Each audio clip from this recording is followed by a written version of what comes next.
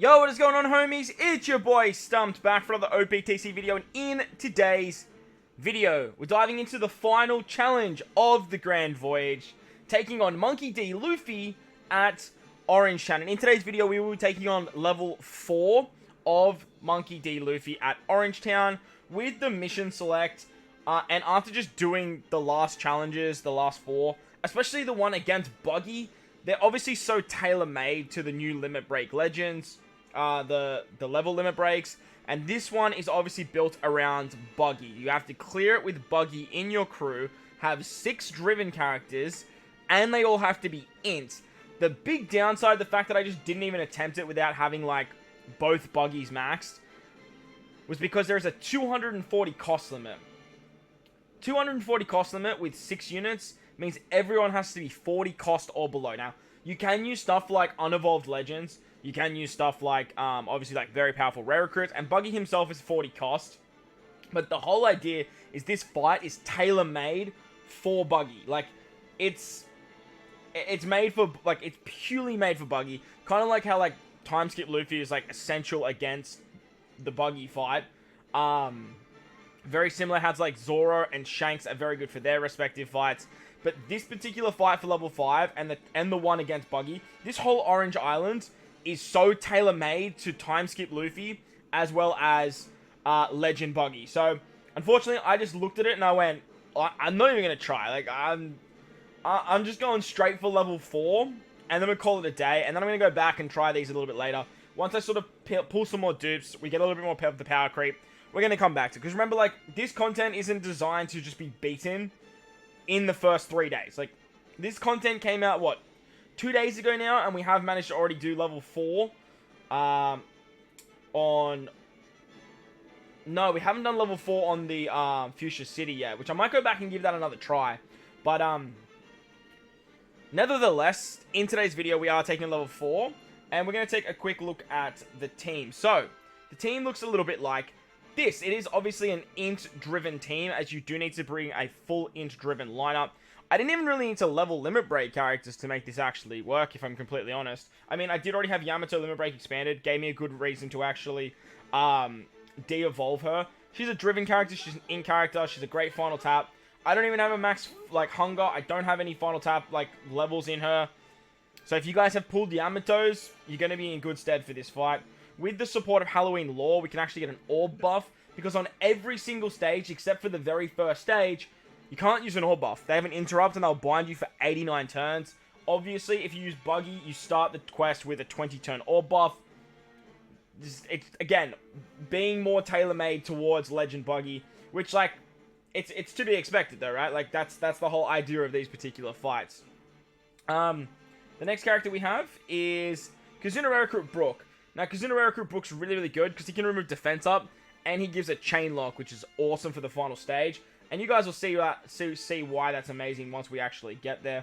Support for him is Mr. 3. I don't think that's essential. It just helps with just tanking a little bit of damage against Nami. We have the Queen herself, Big Mom. Versus Big Mom is an attack booster. And because she gives a carryover effect of an orb buff, we don't have to worry about the interrupt, which is incredibly handy. With the support of Perispero, we can get 2 turns of defense up and 2 turns of threshold removal as well, which is very, very nice. The next character we have is Legend Moria. Legend Moria can give us a full board of orbs, and he's an orb booster. Unfortunately, we can't use his orb boost. We mainly just want him for his orb manipulation, as well as the carryover effect of giving color affinity on the final stage. But Moria also has a crewmate ability that can remove 1 turn of special bind, which is very, very powerful for the final stage. And again, you guys will see that once we hit the run. Next, we have Akainu and Fuji. Now, obviously, in a run where you can't use an orb boost, bring a dual unit that can give you an orb boost literally every single turn that won't trigger interrupt. So, they're very, very powerful. I'm actually going to get a couple more copies of these guys, feed them in for the level limit break system, and actually get them to level 5. Because I use this unit a lot. And obviously, if you have some tickets, you can easily get them to level 5, as they are a treasure map character, which is very, very nice, seeing as they are driven as well, which is awesome sauce. They have the support of this Sengoku as well. When you use this Sengoku, you can actually get 2 turns of damage reduction removal, which is very, very nice for stage 4 against Zoro and Nami. But again, you guys will see that once we hit the playthrough. Finally, our friend captain is Legend V2 Blackbeard. Yes, V2 Blackbeard is making a resurgence, and for this particular fight, he is very, very, very, very good. There's a lot of guys on my friends list as well that actually have, like, Limit Break expanded their Blackbeards. So, shout out to you guys. When we all said, like, what the hell are you doing? You guys knew something before we did. But with that said, let's dive into the run. Alright, level 4 against Monkey D. Luffy. Mono Int, Mono Driven. That's the team, those are the supports. Let's dive on in. Now, on the very first turn, as I mentioned at the start of the video, you can use Orb Boost on this stage. This is the stage where you actually want to farm up your Blackbeard special. So, what you want to do is pop the Blackbeard special on turn 1, and then sit here and take a few shots to actually get your cooldowns. Very important that you do that, and ideally, you just want to make sure you pop Blackbeard special twice before you move on. So I'm going to go... Alright, so we've taken a bit of damage from the pigs, as well as the penguins, and that way we actually get our Blackbeard special for the second time around. After this stage, as I mentioned, you cannot use orb buffs. Traditional orb buffs, like a special that will activate an orb buff, will trigger an 89 turn bind, so make sure you don't do that. Basically, from here, you just come up against a bunch of Sight Evolvers, and you pretty much just can take them out with normal attacks.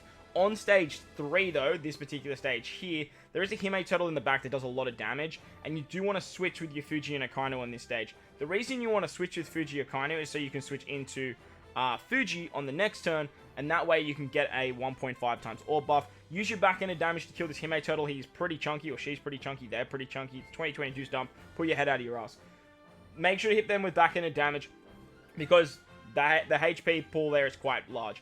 On stage 4 against Nami and Usopp, they put up 2 turns of damage reduction, 2 turns of threshold, 1 turn of defense up, give you a full board of random orbs, including bomb orbs, and they lock them. They also have a damage limiter, which is sitting at 18 million. So we can actually remove the defense up in the threshold thanks to Big Mom and the support of Perispero.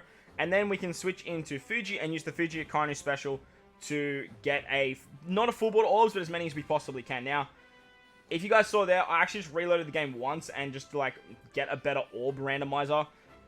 You can abuse that mechanic if you just close the app and then reopen it. Once you come back in, you just get the start of the turn again. You can use Fuji again.